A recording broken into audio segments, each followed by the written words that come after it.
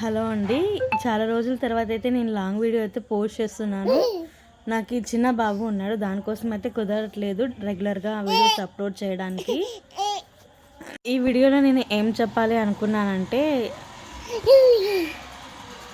నార్మల్గా thread piping తోటి బ్లౌజ్ని ఏ విధంగా స్టిచ్ చేయాలి, అది కూడా ఇన్విజిబుల్ థ్రెడ్ పైపింగ్ నార్మల్ పాదంతో ఏ విధంగా మనం కుట్టాలి, కొత్తగా నేర్చుకునే వారికి కూడా చాలా బాగా యూస్ఫుల్ అవుతుందండి ఈ వీడియో అనేది.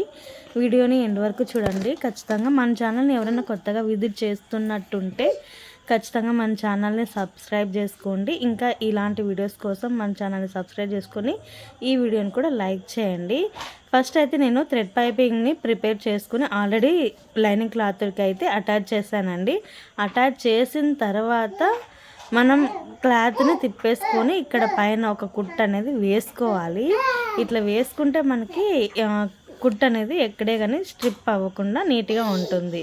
ఇంకా నడుము దగ్గర కూడా నేను థ్రెడ్ పైపింగ్ అనేది వేశాను. గోల్డ్ కలర్ తోటి అయితే నేను థ్రెడ్ పైపింగ్ అనేది వేసానండి. ఇక్కడ చూడండి, మీరు గమనించండి, నేను ఇక్కడ కుడుతున్నా కదా, ఇక్కడ మనకి పాదం అనేది రైట్ సైడ్ అంటే మనకి ఏ హ్యాండ్కి అయితే వీలుగా ఉంటుందో ఆ హ్యాండ్కి అనుగుణంగా మనము పైపింగ్ వేసిన తర్వాత ఈ విధంగా స్టిచ్ చేసి మనకి థ్రెడ్ పక్కనే కుట్టు అనేది పడుతుంది, లేకుంటే థ్రెడ్ మీద పట్టేస్తుంది. అప్పుడు మనకి ఫినిషింగ్ అంతా నీట్గా ఉండదండి. ఇక్కడ వచ్చేసి మొత్తం అంతా నేను మెయిన్ ఫ్యాబ్రిక్ని తర్వాత లైనింగ్ క్లాత్ని అంతా అటాచ్ చేస్తున్నాను. ఇది మనకి కస్టమర్ వచ్చేసి 5 బ్లౌజెస్ అయితే ఇచ్చారండి ఒకేసారి. మనం ఇవి అన్నీ కూడా నేను అన్నీ రెగ్యులర్గా అన్నీ ఏం పోస్ట్ చేయలేదు, అంటే వాళ్ళవి ఒకటేం పోస్ట్ చేస్తున్నాను ఇప్పుడు. అన్నీ కూడా ఇంకొకటే సైజే కాబట్టి ఈ నడుము సైజ్ వచ్చేసి వీళ్ళది 31 అండి. ఇక్కడ మనము కింద చూసుకొని ఈ విధంగా ఒక 1/2 ఇంచ్ అనేది మనము నడుము దగ్గర టక్స్ అన్నట్టు ఇచ్చుకుంటే కింద సరిపోతుంది. కింద రఫ్ ఇచ్చేసుకోవాలి, అప్పుడు మనకి సో దట్ ఎప్పుడైనా మనకి ఫ్యూచర్లో కూడా ఊడిపోకుండా ఉండడానికి ఛాన్స్ ఉంటుందండి. ఇప్పుడు నేను మెయిన్ క్లాత్ తోటి అంటే హ్యాండ్స్ అయితే కుడుతున్నాను. హ్యాండ్స్కి మనకి క్లాత్ అనేది తక్కువ వచ్చింది. మనకి ఎప్పుడైనా శారీస్లో ఒక సైడ్ బిగ్ బార్డర్, ఇంకొక సైడ్ చిన్నగా వస్తుంది కదా, అట్లాంటప్పుడు మనకి ఖచ్చితంగా హ్యాండ్స్కి అయితే అతుకులు అయితే పడుతుందండి. లైనింగ్కి కూడా ఇక్కడైతే అతుకులు అయితే పడుతున్నాయి. నేను కట్ చేసే మెథడ్లో ఎట్లా ఉంటుందంటే, లైనింగ్కి ఒకవైపు మాత్రమే జాయింట్స్ పడే విధంగా నేను కట్ చేస్తాను అనమాట. మీకు కూడా ఈ టిప్ అంటే మీకు కూడా ఈ కటింగ్ తెలుసుంటే ఖచ్చితంగా కింద కమెంట్ చేయండి. అంటే 2 పక్కల జాయింట్స్ చేస్తే అంత లేట్ అవుతుంది కదా వర్క్ అనేది. ఈ విధంగా మనం చేసుకుంటే మనకి వర్క్ ఫినిష్ తొందరగా అయిపోతుంది. తర్వాత ఇంకా జాయింట్స్ కూడా ఎక్కువ కనిపించవు, నీట్గా ఉంటుంది. ఇప్పుడు మనం ఎక్స్ట్రా ఉన్న క్లాత్ అంతటిని హ్యాండ్స్ మనం ఉంటుంది కదా, హ్యాండ్ షేప్లో కట్ చేసుకుంటే సరిపోతుందండి. ఇవే మనకి హ్యాండ్స్కి, ఇక్కడ హ్యాండ్స్కి మెయిన్ క్లాత్ కూడా కటింగ్ అనేది అంటే కట్స్ అనేటివి పడతాయి, జాయింట్ అనేది పడుతుందండి. క్లాత్ని మనం అటాచ్ చేయాల్సి ఉంటుంది, ఎందుకంటే మనకి బిగ్ బార్డర్ అంతా ఒకే వైపుకే 2 హ్యాండ్స్కి యూజ్ చేయాలి కాబట్టి ఖచ్చితంగా జాయింట్స్ అయితే పడతాయి.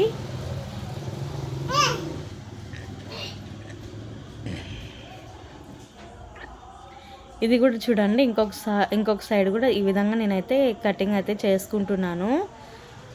చూడండి, కొంచెం అయితే ఎక్స్ట్రాగానే పెట్టుకుంటున్నాను, ఎందుకంటే మనకి ఒకవేళ తక్కువ వచ్చినా కూడా సరిపోతుంది అనేసి నేను ఎక్స్ట్రాగా కొంచెం క్లాత్ని అయితే పెట్టుకుంటున్నాను. ఇప్పుడు మనము మెయిన్ అంటే హ్యాండ్స్కి మెయిన్ క్లాత్ని అటాచ్ చేయాలి కదా. నాకు 2 వైపులా కూడా చూడండి చిన్న బార్డర్ ఉంది కదా, నేను ఇదైతే అటాచ్ చేస్తున్నాను.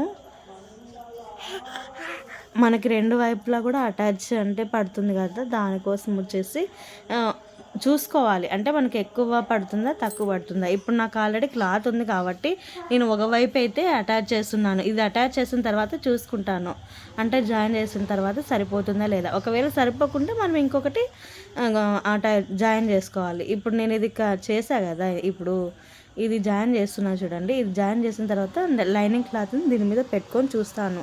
ఒకవేళ సరిపోతుంది అంటే నేను ఖచ్చితంగా ఇంతటితోనే ఆగిపోతాను, అంటే ఇంకా మనం కుట్టి తిప్పేసేసి. సో ఇప్పుడు సరిపోయింది కాబట్టి నేను ఇప్పుడు కుట్టి తిప్పేసేసి దాని మీద ఒక కుట్టు అనేది వేసుకుంటున్నాను. చూడండి, మనకి ఇదే సరిపోతుంది, ఇంకా ఇంకొక పీస్ మనము జాయిన్ చేయాల్సిన పని లేదు. ఇది దీంట్లోనే మనకి మిగిలింది కదా, దానికోసం అయితే నేను ఇదే కుట్టి తిప్పేసి మరి ఇంకో కుట్టు అయితే వేసుకుంటున్నాను.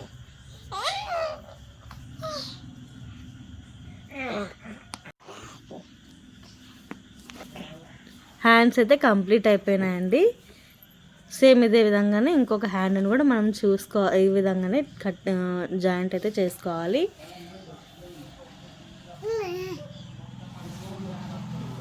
సేమ్ ఇదే విధంగానే మన ఛానల్లో రెగ్యులర్గా వీడియోస్ అయితే పోస్ట్ చేస్తుంటామండి. ఇప్పుడు ప్రజెంట్ అయితే సరిగ్గా రావట్లేదు, కానీ ఎందుకంటే ఏదైనా మనం వర్క్ చేసేటప్పుడు ఇంట్రెస్ట్ అనేది ఉండాలి కదా. నేను నాకున్న కొద్ది టైంలోనే నేను టైలరింగ్ కూడా చేసుకుంటూ బాబుని చూసుకుంటూ ఉన్నాను. నాకు కొంచెమన్నా ఖర్చులకు వస్తాయనే ఉద్దేశంతో అయితే నేను ఈ విధంగా చేసుకుంటున్నాను. ఎందుకంటే మాది ఉన్నదే చిన్న ఫ్యామిలీ, దానికోసం అయితే మనం కూడా హెల్ప్ చేయాలి కదా ఇంట్లో వాళ్ళకి. మనము ఊరికే తినుకుంటా కూర్చుంటే ఏమి ఇబ్బంది అవుతుందనే ఉద్దేశంతో అయితే నేను ఇంటి దగ్గర వాళ్ళవి స్టిచ్చింగ్కి అయితే ఇప్పించుకుంటున్నాను. లేకుంటే ఇప్పుడు నాకు చిన్న బాబు ఉన్నాడు, వాడితోటే నాకు టైం అంతా సరిపోతుంది. ఇంకా ఇవి కూడా కంప్లీట్ అయిపోయింది కదా. ఎక్స్ట్రా ఉన్న క్లాత్ని అంతటిని ఈ విధంగా కట్ చేసుకొని మెయిన్ అంటే మిడిల్లో ఒక కట్ అయితే ఇచ్చేసుకుంటున్నానండి.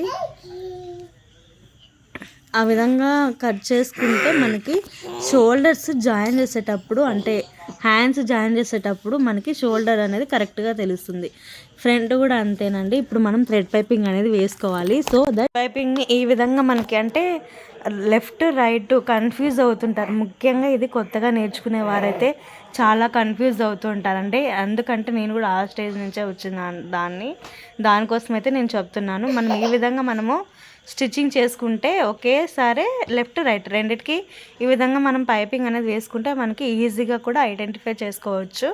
కన్ఫ్యూజన్ అనేది ఉండదు, చాలా ఈజీగా వర్క్ అనేది అయిపోతుందండి.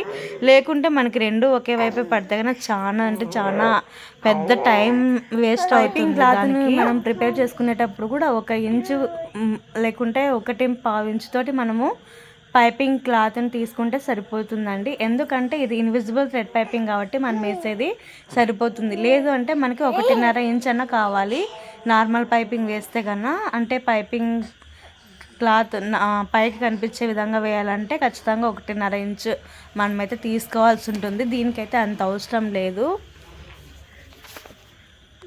జాయింట్స్ కూడా ఇక్కడ అన్నీ అటాచ్ చేసేస్తున్నాను మొత్తం అంతా, మెయిన్ క్లాత్ లైనింగ్ క్లాత్ అంతా కూడా. చూడండి ఈ విధంగా మనము చేసుకుంటే కనుక మనకి ఫినిషింగ్ అనేది నీట్గా ఉంటుందండి. ఎక్స్ట్రా ఉన్న క్లాత్ని అంతటిని నేను ఈ విధంగా అయితే కట్ చేసుకుంటున్నాను. ఈ వీడియో మీకు యూజ్ఫుల్ అయ్యింది అనుకుంటే ఖచ్చితంగా నా మెథడ్లో నేను నా ఐడియాస్ని అయితే షేర్ చేస్తున్నాను. కొత్తగా నేర్చుకునే వారికి కూడా యూజ్ఫుల్ అవుతుందనే ఉద్దేశంతో అయితే నేను ఇక్కడ నా మెథడ్ నా ఐడియా అయితే షేర్ చేశాను. ఒకవేళ మీకు ఈ వీడియో నచ్చినట్టయితే ఖచ్చితంగా ఈ వీడియోని లైక్ చేయండి. మరిన్ని ఇలాంటి వీడియోస్ కోసం మన ఛానల్ అయితే సబ్స్క్రైబ్ చేసుకోండి ఫ్రెండ్స్. ఈ ఐడియా అంటే మీకు బోర్ కొట్టచ్చు, ఎందుకంటే అంత తెలిసిందే కదా. అంటే తెలిసిన వాళ్ళకి కరెక్ట్గానే తెలిసిందే అండి, కానీ కొత్తగా నేర్చుకునే వారికి యూస్ఫుల్ అవుతుంది కదా. ఇప్పుడు నేను ఈ విధంగా అయితే నేను స్టిచ్ చేస్తాను. ఇది అయిపోయిన తర్వాత మనం ఫ్రంట్ పార్ట్కి టక్స్ అయితే ఇచ్చుకోవాలి. 3 డాట్స్ అయితే ఇస్తానండి నేను. నార్మల్గా 3 డాట్స్ అనేటివి ఇచ్చేసుకోవాలి.